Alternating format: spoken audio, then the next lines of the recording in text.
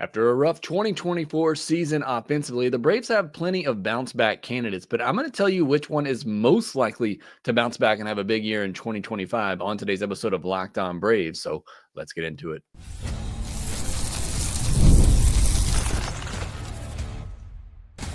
You are Locked On Braves, your daily Atlanta Braves podcast, part of the Locked On Podcast Network, your team every day.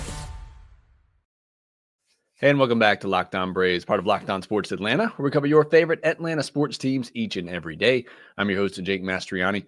You can follow me on social media at Shortstop Ball. Check out the podcast there at LockedOn_Braves. Subscribe to us if you're new on YouTube. Hit that thumbs up button and leave me a comment down below. If you're listening on the audio version, you can help out by leaving a 5-star review on Apple, Spotify, or wherever you get your podcast. And a lot of you are getting your Spotify Wrapped right now.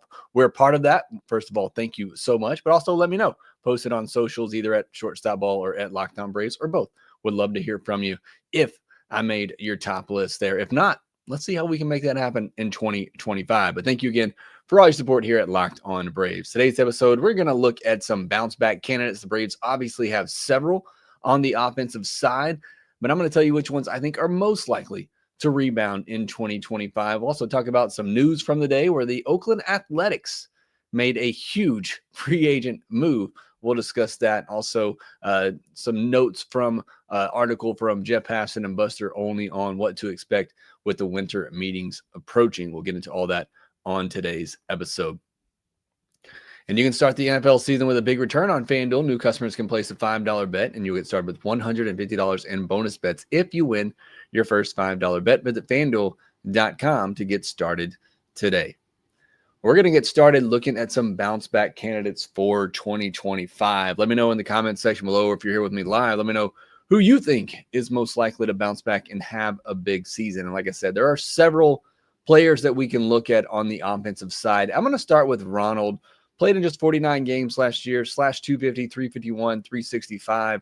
It's a 716 OPS, 8 doubles, 1 triple, just 4 home runs. Now, he did still score 38 runs. He stole 16 bases, but he had a 23.9% strikeout rate. 12.2% walk rate is still really good. A 105 WRC plus and 1 F4. Now, obviously, only playing in 49 games, didn't have a lot of time to accumulate much WAR. I would imagine he probably would have been a 2.5 WAR player, similar to what he was in 2022. But coming off the record-setting season that he had, certainly this was not what we were expecting from Ronald. And the big question that we all have that we don't know, was that knee bothering him? Now, the knee he ended up tearing in the season was not the knee that he originally tore and not the knee that he injured in spring training. But it's just a little odd that even in spring training, there was a power outage. It carried into the season. And we just never saw, Ronald just never looked like Ronald in 2024. And again, don't know how much that knee was really bothering him, but it looked like the 2022 season where he was being a little bit hesitant on that knee. Now, some excuses here for Ronald outside of the injury is that he only got to play during the worst part of the season for offense. That's going to kind of be a little bit of the theme for these first couple players that we look at. The home run to fly ball rate in the first 2 months of the season was 10.8%. From that point on, from June on, it was over 12%. So the baseballs, as usual, were not carrying in the first 2 months of the season, but they were also, not carrying even close to where they normally even travel in the first 2 months of the season. But Ronald's home run to fly ball rate was just 10.5% during the first part of the season when he played those first 49 games. It's been above 21% in every season other than 2022 and 2024. So something was off there with Ronald, not able to get to that power. Didn't help that the balls weren't traveling as much. So that's one excuse for Ronald, at least in the power department early on. But it doesn't really explain the increase in strikeouts. After cutting his strikeout rate in half in 2023, it was back up to his career norm of 23%, which that is okay. Ronald can still be an all-star MVP-like player with a 23% strikeout rate. But again, it's just the power wasn't there from Ronald. And now you have to wonder, was 2023 just an aberration in terms of the strikeout rate? The other curious thing about Ronald, and I think this speaks more to just a lack of timing, maybe not trusting that knee, is that he was missing the four-seamer. He hit just 169 against four-seamers in 2024, and he saw them nearly 40% of the time. So he was really struggling to get on time with the fastball. Pitchers noticed that, and they were just blowing four-seamers by him. And, you remember going back to the early part of the year, that's what we were all talking about. It was just so confusing because he was just missing four-seamers down the middle of the plate regularly. And we're not used to seeing that from Ronald. So again, something just wasn't right with him. Whether it was the knee injury in spring training that led him to maybe be a little more cautious, maybe it threw off his timing and preparation. Although he got back and got several at-bats, I wouldn't think that would be it. But he just never got on time with the fastball. There's obviously a lot of questions and concerns for Ronald going into 2025. Will he run as much? What does he look like in the field? Will they monitor his workload? Is the power back for him? Will we get the 2022 version? Which, by the way, that 2022 version was still a player with a 115 WRC plus and a 2.5 FWAR. Not terrible, but certainly not the MVP level that you're looking for. Consider me a believer in Ronald. He still hit the ball hard enough. He still barreled the baseball up enough that, the underlying metrics are still mostly there for Ronald. It's just the power fell off and the strikeout rate went back up to what it normally is. So again, there's nothing too concerning in the profile for me. Just has to get healthy. Does that power come back, and can he still run as much? But I'm confident that Acuña can bounce back and be a very good all-star-like player in 2025. And time will tell whether or not he can get back to an MVP level like we saw before. But I do think Ronald's going to bounce back, and if he can, play most of the year, we don't know how much time he's actually going to miss, but I think he'll get back to that all-star level. Austin Riley in 2024, 110 games, /256, 322, 416, a 116 WRC plus. It's kind of funny that we're going to talk about some of these players that are looking for bounce back seasons, and most players would take their down season. It's just we expect so much more from these guys. I mean, Austin Riley, 116 WRC plus, 2.4 FWAR, 19 home runs, 7.9% walk rate, 25.2% strikeout rate. This, for me, Austin Riley, is the most likely candidate to bounce back and have a huge season in my mind. Everything in his profile from 2024 is basically identical to 2023. Now, like Acuña and many others around baseball, Riley suffered from the dead baseballs early on in the season. And then he had an injury in May. That didn't help. Took him a little while to get back on track. But from June 1st on, he was basically Austin Riley. 68 games after June 1st up until the wrist injury. He slashed 275, 339, 531. That's an 870 OPS with 16 home runs and a 138 WRC plus. So once offense picked up around baseball, once he got healthy after the oblique injury, he was basically Austin Riley. I am pretty much 100% confident, as long as the wrist heals up fine and he's ready to get back going in spring training, that Austin Riley is going to put up big numbers in 2025. Now, the next one here is Matt Olson. /247, 333, 457, a 790 OPS, 29 home runs and 98 RBIs, a 117 WRC plus, and 2.6 FWAR. Again, we're talking about guys who fell back and had bad seasons by their standards. And we're talking about a guy who almost still went 30 and 100 with a 117 WRC plus and 2.5 FWAR. So, I mean, Matt Olson was still good, but there's something about those odd years for Matt Olson. His WRC plus by year, starting in 2016, 53, 164. Now, those first two seasons are small sample sizes, but even after that, starting in 2018, it's a 119 and then 135, 104, 147, 121, 161, and then 117 last year. Just up and down for Matt Olson. Now, based on that, his WRC plus in 2025 should be somewhere between 130 and 160.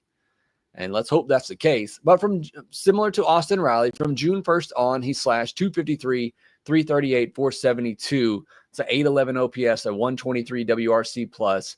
Nothing crazy for him in the batted ball data. He still hit the ball extremely hard, barreled the ball up over 12% of the time.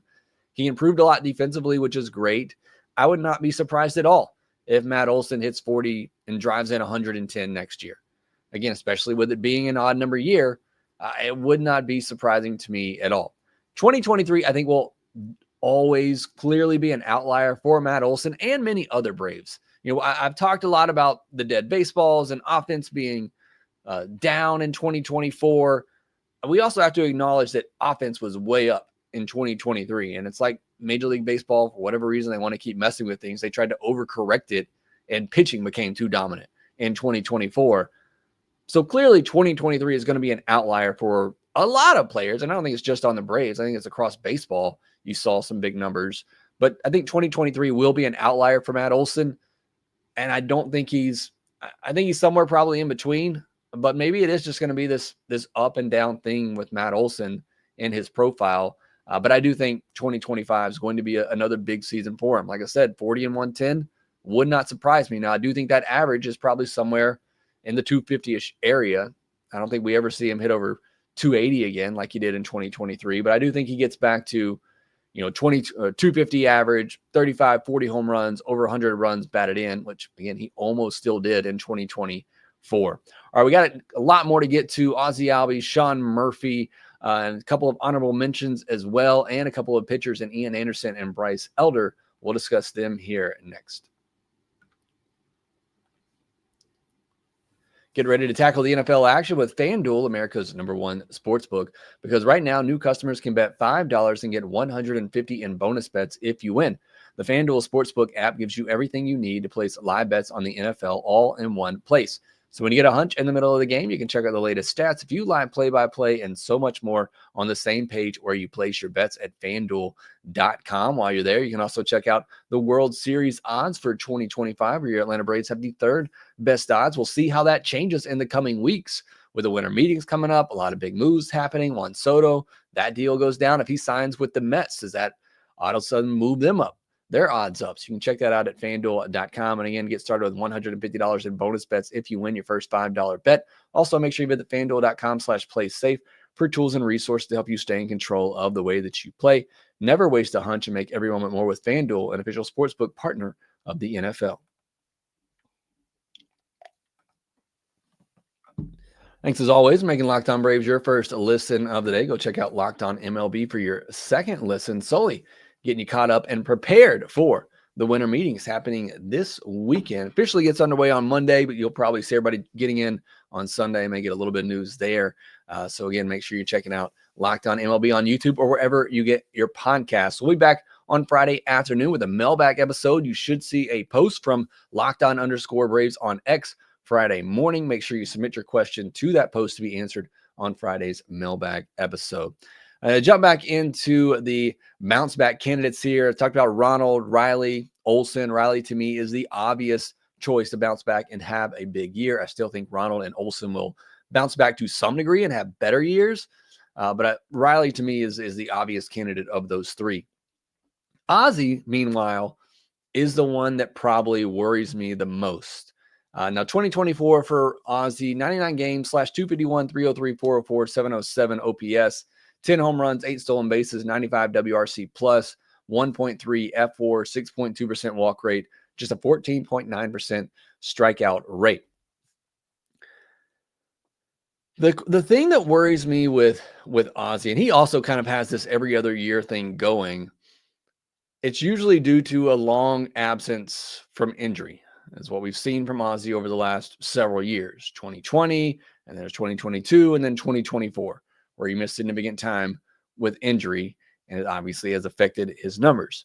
Now, when he stayed healthy, he's been a 4-WAR player. When not, it's really not that good of a player. It's an average player. And I believe the reason for this, and this is a theory for me, I really don't have anything to back this up other than just it's the way I feel when I've watched Ozzie for years and years.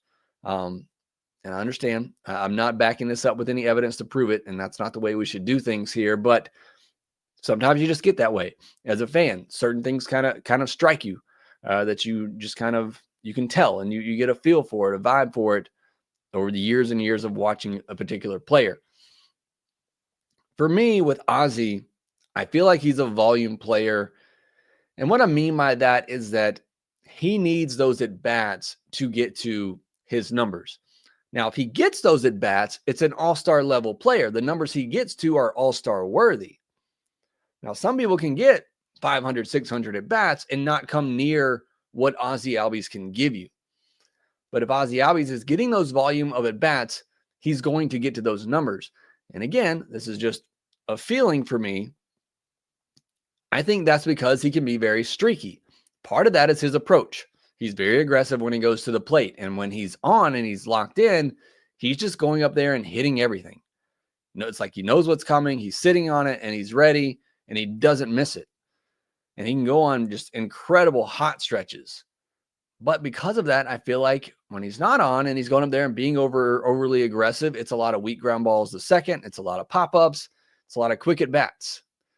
And that seems like Ozzie Albies to me in a nutshell over his career. Now, if you look at 2021, he had one spectacular month and then just several kind of meh months. So that's the only thing I could really look at, in his full season when he stayed healthy to kind of back that up. But again, that is just a feeling for me, is that he's a volume player. And it's really dependent on these very hot streaks that he has throughout the year. And when he's injured, it's hard to accumulate that. It's hard to have those hot streaks because you're just not able to consistently stay in the lineup. That said, there's rumors, there's articles, there's podcasts out there about would the Braves trade Ozzie Albies. I think a lot of this is stemming from an article that Mark Bowman wrote at MLB.com. Ozzie Albies is still one of the best values in all of baseball, making $7 million for a guy when healthy is a 4-WAR player. You do not trade that. You would have to get an incredible return. Not only that, I think Ozzie is probably your most likable guy in the clubhouse and one of your leaders. We've all been upset that they've let Freddie Freeman go, a Dansby Swanson go, and now a Travis d'Arnaud go, guys who seem like big leaders in the clubhouse. If you were to trade away an Ozzie Albies, that is one of your leaders. So again, while he does scare me, the profile scares me, because I can see the underlying metrics for an Acuña, Riley, and Olson. And I can see they can bounce back, no problem. For Ozzie, I don't see that. And I think a lot of it is just because Ozzie is a streaky player. He's a volume player. He needs to get those at bats. He needs to stay healthy to accumulate those numbers. And again, when he does, it's a 4-WAR player type of number. It's not just empty numbers. He's giving you big numbers, but he has to stay healthy in order to do that. And he just hasn't been able to do that in 3 of the past 5 years for Ozzie. But I am not on team trade Ozzie. If some of you are, I don't understand that thinking. Ozzie is one of the best values in all of baseball. Now, the next one here, Sean Murphy. We won't even give you the numbers. It was a disastrous year. He got injured on opening day, and it just feels like a wasted season for Sean Murphy. Now, this one to me is going to be somewhat biased because I am a Sean Murphy apologist. Now, I understand that the trade, and I even said it at the time when the trade happened, it felt like at best a minimal upgrade, and it didn't make a ton of sense. That said, I do like Sean Murphy, and I think he can still be a really good catcher. Just got to get the guy healthy. He had a great start to 2023. He looked like the best catcher in all of baseball, and it looked like another huge win for the Braves and Alex Anthopoulos. And then he fell off a cliff at the end of 2023, which I think was related to injury. He gets hurt on opening day in 2024 and just never really could get on track when he came back. He was splitting time with Travis d'Arnaud, who was hot at the time, so you couldn't really take him out of the lineup, and he just never really could get going. Some of that is excuses, and some of that is he injury prone? And that could be a serious question for Sean Murphy, a guy who has a very violent swing, which is what you saw him injure his oblique on opening day last year. I still think he can get back to being a really good catcher, if not one of the best catchers in baseball. Now, the average will sit between 230, 250. This is not a guy that's going to give you high batting average, but I do think he's somebody, because he walks enough, that he's going to give you a decent on-base percentage. And when healthy and getting regular playing time, he's going to hit 16 to 20 home runs. The job should be his now, unless something crazy happens this offseason. So he should get another shot at a full-time role. Play elite defense, which is what they brought him over to do. And I think he's done that. I know the numbers don't necessarily back that up from this past season, but just watching him, I thought he was still good defensively. The arm is strong. I know he didn't throw out a lot of runners, but the arm, he still has one of the best pop times in all of baseball. So play elite defense, hit 16-plus home runs, walk 10% of the time, and I'll be happy with Sean Murphy. if he can stay healthy and get a regular workload, I think he can certainly do that. And I'm confident that he will do that. But nothing in the underlying metrics really, necessarily back that up. It's just a feeling. Again, I'm talking a lot about my feelings, and this one, maybe that's a different podcast. But even in 2024, he still barreled the ball up a lot, and he still walked 10% of the time. And again, that's all I'm asking him to do. Get on base, take your walks, hit home runs, play elite defense. Now, one thing or a couple of things you can point to in 2024 is that his ground ball rate went from 41% to 53%. That's a 12% jump in his ground ball rate for a guy who needs to get the ball in the air to get to that power. I think the oblique injury on opening day had a lot to do with that, but certainly that is one thing that you can point to in Sean Murphy's profile in 2024 that just doesn't add up, and something that has to be corrected, and something that does seem like it was directly affected by the injury is just his huge jump in ground ball rate. He still hit the ball hard. You just got to get it in the air. And if he does that, I think he'll be perfectly fine.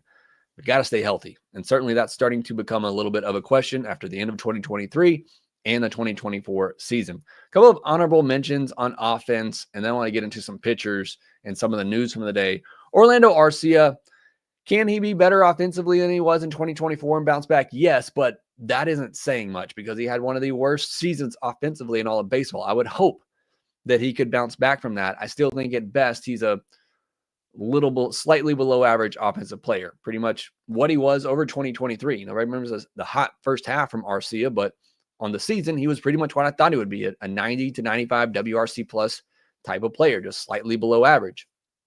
And then I mentioned Jarred Kelenic because to me, what is he bouncing back from? I don't know what the expectations were for Jarred Kelenic going into 2024, but we were all hoping he would take a step forward, and he didn't really do that. So there's nothing really in my mind for him to bounce back from, but I am hoping that he does take that step forward.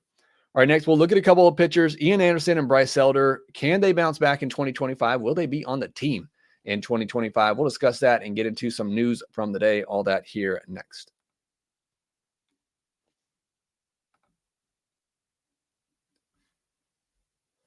All right, continuing looking at some bounce back candidates. Let's go to the pitcher side where there's not a lot to talk about because pretty much all the Braves pitchers were great in 2024.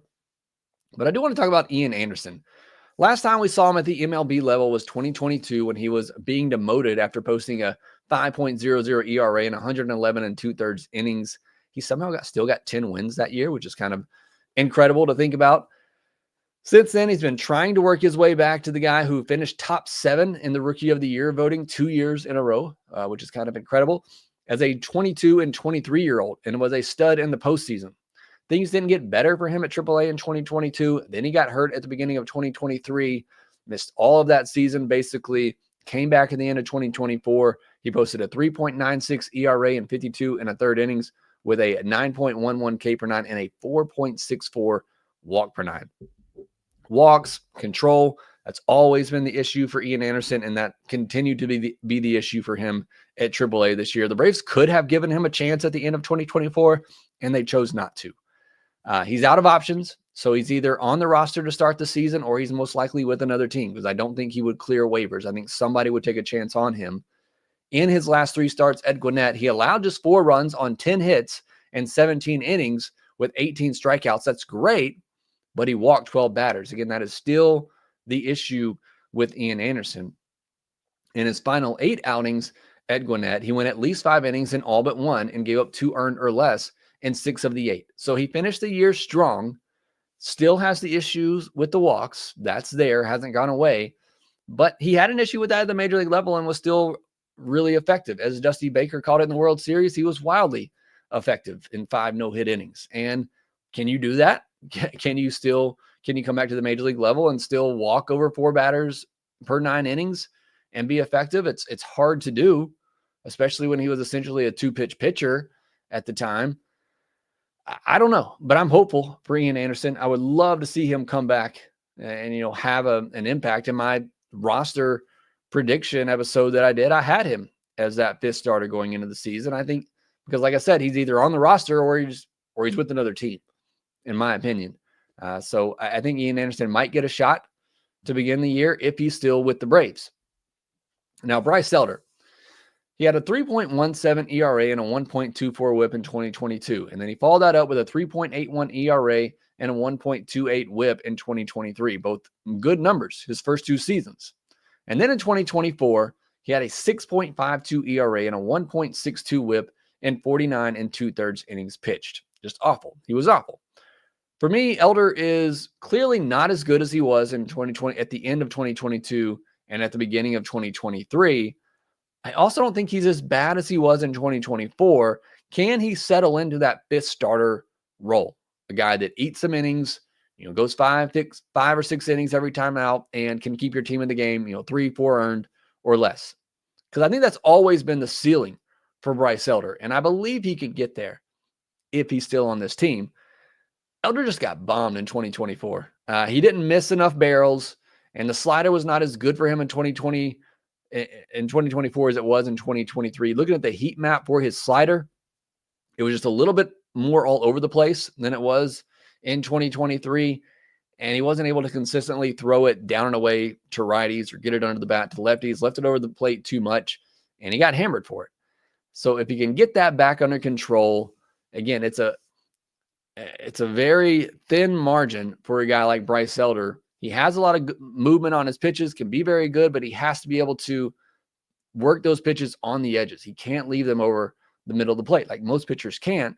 And when he does that and he's struggling with walks, it's a rough day for Bryce Elder. But I do think he can get back to being that fifth starter guy that I think he's always been able to be. So those are your breakout candidates. Again, let me know which ones you think are most likely to break out or bounce back. Sorry, not break out, but to bounce back in 2025.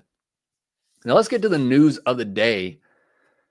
Luis Severino signs a 3-year, $67 million deal. Now that in itself is surprising enough that Luis Severino, who had a 3.91 ERA last year and a 21% strikeout rate, got 3 years, $67 million, a little over $22 million a year.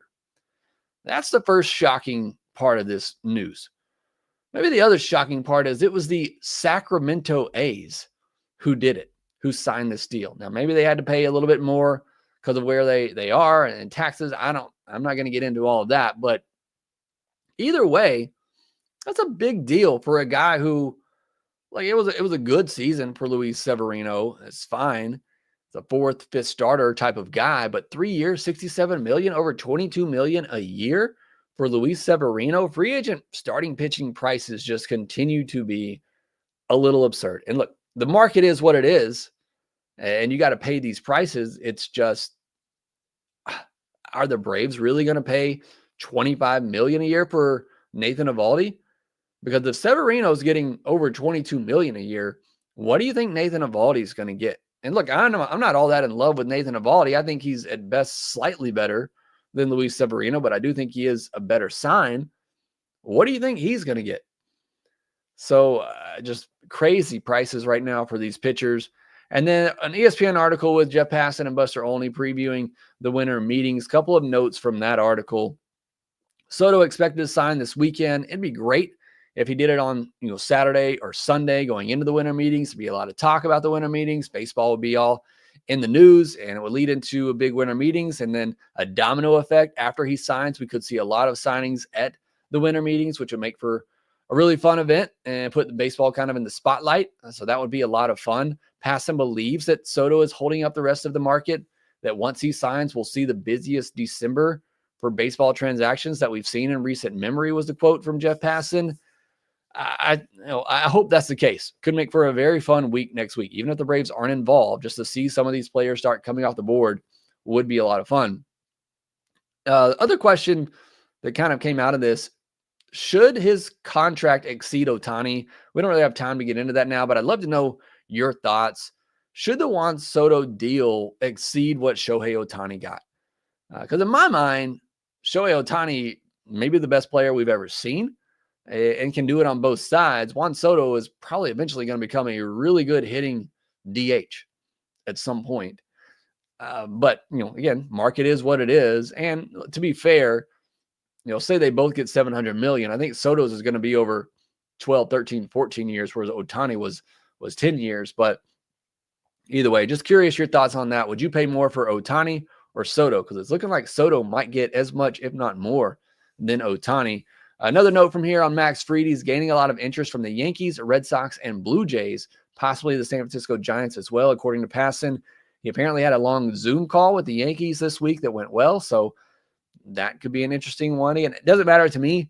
As long as he doesn't go to the Mets or the Phillies, I honestly don't even care if he goes to the Dodgers at this point. That's just whatever. Anybody that goes to the Dodgers at this point, it's just making a great team even greater. But that's the latest on Max Fried. And again, with all these prices we're seeing for free agent starters, I'd almost be shocked if Max Fried doesn't get $30 million a year. Jeff Passan also mentioned that the Rays could be open to trading Jeffrey Springs, who we talked about on last Tuesday's podcast, someone that I would be, or this Tuesday's podcast, I don't know what day of the week it is, but somebody that I would be very interested in and would be near the top of my wish list. Again, don't know how well the Braves would match up in a deal with the Rays, but I would certainly be very interested in getting a Jeffrey Springs. All right, that would do it for this episode of Locked On Braves. Appreciate y'all hanging in there with me. Obviously, a little under the weather, as I always am this time of year with little kids bringing home germs constantly. But thank you guys so much for hanging out with me tonight. Thanks for everybody that was here live, even BC, who's getting all his Dodgers comments in here tonight. Miguel Fria, Isaac Bowman, Braves Thrills, Adrian Rodriguez. Thank you all for being here with me live on tonight's episode. Make sure you follow us on social media at shortstopball, at LockedOn_Braves. Look for my post on Friday morning to submit your question to be answered on Friday's mailbag episode. Subscribe on YouTube if you're new. Hit that thumbs up button. Leave me a comment down below, and make sure that you rate, review, and subscribe to the Locked On Braves podcast wherever you get your podcast. And we will talk to you next time.